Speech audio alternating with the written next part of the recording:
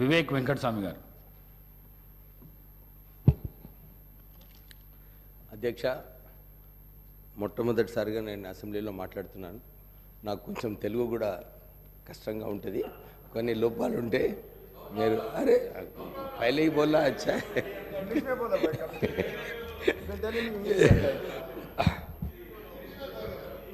बोलिए जो भी आता बोलिए, जरा सुनो, सुनने के बाद डिस्कस करिए. అధ్యక్ష, ఇప్పుడే రామ్మోహన్ రెడ్డి గారు గవర్నర్ రెజల్యూషన్ ఏదైతే ప్రపోజ్ చేశారో చాలా మంచిగా కాంగ్రెస్ పార్టీ ఏదైతే గ్యారంటీ స్కీమ్ గురించి వివరాలు ఇవ్వడం జరిగింది.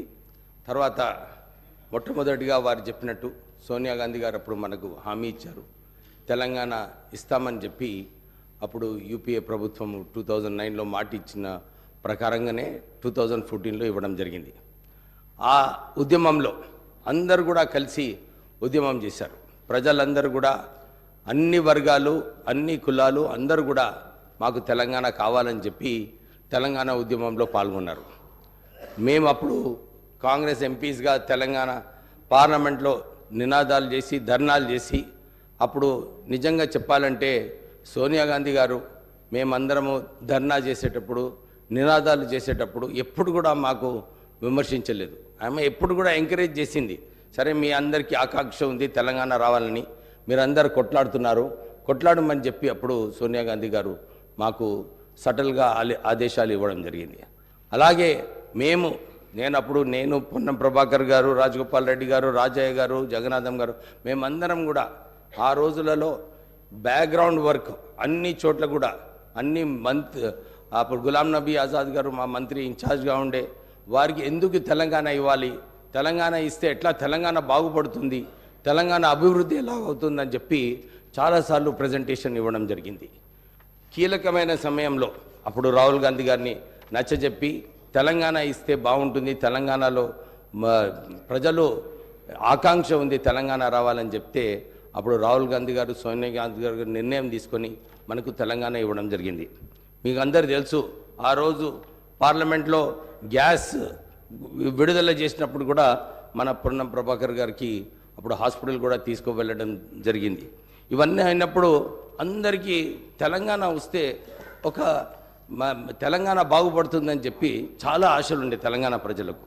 ఈ 10 సంవత్సరాలు ఏదైతే ఈ టీఆర్ఎస్ ప్రభుత్వంలో ఉన్నారో ప్రజలు ఏదైతే అనుకున్నారో, అరే మా బ్రతుకులు బాగవుతాయి, మా భవిష్యత్తు బాగుంటుంది, మాకు ఉద్యోగాలు కల్పిస్తారు, మాకు నీళ్లు ఇస్తారు, నీళ్లు నిధులు నియామకాలు ఏదైతే ఆలోచించారో ఈ 3 అంశాలపైన ఈ 10 సంవత్సరాలలో నిజంగా చెప్పాలంటే చాలా లోపాలు ఉన్నాయి అధ్యక్ష.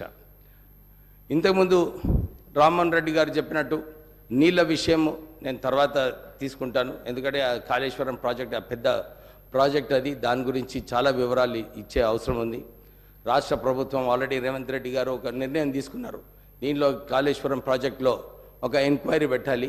ఎందుకు ఈ ప్రాజెక్టులో ఏదైతే ప్రాణహిత చేవల్ల గురించి మా నాన్నగారు అప్పుడు వెంకటస్వామి గారు కొట్లాడి ఈ ప్రాజెక్ట్ శాంక్షన్ చేయించారు అప్పుడు.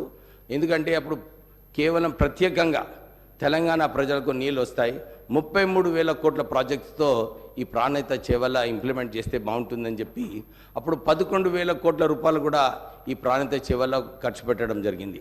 కానీ కొత్త ప్రభుత్వం వచ్చిన తర్వాత గ్రావిటీతో వచ్చే ప్రాజెక్ట్ని తీసుకెళ్ళి కాళేశ్వరంలో పెట్టడము, ఇప్పుడు ఈరోజు కాళేశ్వరం ప్రాజెక్టులో ఏదైతే 5 సంవత్సరాలలో 1,200 టీఎంసీ నీళ్లు ఏదైతే తెలంగాణ ప్రజలకు రావాలో దాంట్లో కేవలము 40-50 టీఎంసీలు ఇవ్వడం జరిగింది.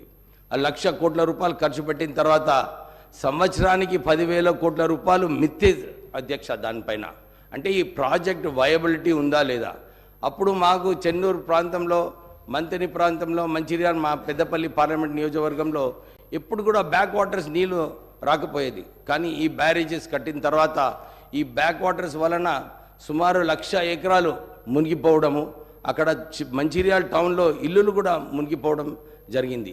అయితే ఒక మంచి నిర్ణయం మా ముఖ్యమంత్రి గారు తీసుకున్నారు, దీంట్లో ఒక ఎంక్వైరీ పెట్టి నిజంగానే ఈ ప్రాజెక్ట్ ఏదైతే అంతకుముందు మహారాష్ట్రతో ఒప్పందం జరిగిందో ఇది నిజంగా రీడిజైన్ చేస్తూ ఇక్కడ మార్చే అవసరం ఉందా లేదా, దీంట్లో ఇన్ని వేల కోట్ల రూపాయలు ఎట్లా ఖర్చు అయినాయి, కాంట్రాక్టర్ అప్పుడు అందరూ కూడా అనుకున్నారు తెలంగాణ కాంట్రాక్టర్స్కి ఈ ప్రాజెక్ట్ లభిస్తుందని, కానీ మనం ఇచ్చింది ఈ కాంట్రాక్ట్ ఆంధ్ర కాంట్రాక్టర్స్కే. వాళ్ళు లాభం పొందారు, వాళ్ళు ధనవంతులు అయ్యారు, కానీ తెలంగాణ కాంట్రాక్టర్స్ ఎవరు కూడా ధనవంతులు కాలేదు. ఇప్పుడే మా గ్యారంటీ స్కీమ్ కింద 200 యూనిట్స్ ఫ్రీ ఎలక్ట్రిసిటీ కరెంట్ ఇస్తామని చెప్పి మా కాంగ్రెస్ ప్రభుత్వం ఇప్పుడే గ్యారంటీలో పెట్టడం జరిగింది. అతి త్వరలోనే ఈ స్కీమ్ ఇంప్లిమెంట్ చేయాలని చెప్పి ఒక రివ్యూ మీటింగ్ పెట్టినప్పుడు ఆశ్చర్యమైన విషయం బయటకు వచ్చింది. 81,000 కోట్ల రూపాయలు లోన్లు, దాంట్లో రుణం ఈ పవర్ యూటిలిటీస్లో ఉన్నాయి. దాంతోపాటు 50,000 కోట్ల రూపాయలు నష్టాలలో ఉంది పవర్ కార్పొరేషన్స్. అంటే రాష్ట్ర ప్రభుత్వము ఈ పవర్ యూటిలిటీస్ని నష్టంగా నిజంగా లాస్ మేకింగ్ యూనిట్స్ చేస్తూ ఈ సరిగా గవర్నెన్స్ లేకుండా ఈ పవర్ యూటిలిటీస్ అన్నీ కూడా వారు కష్టకాలంలో ఉన్నారు. అధ్యక్ష, నేను మా ముఖ్యమంత్రి గారిని నిన్న కోరడం జరిగింది.